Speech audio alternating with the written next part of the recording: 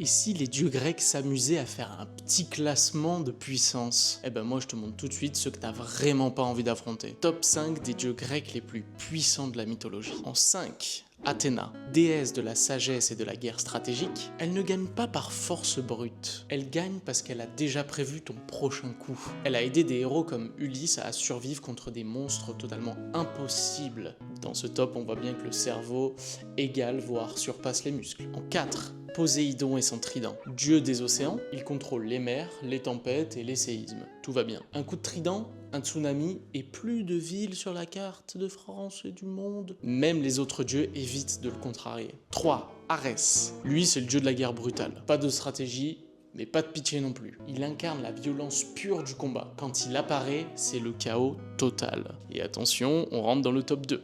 2.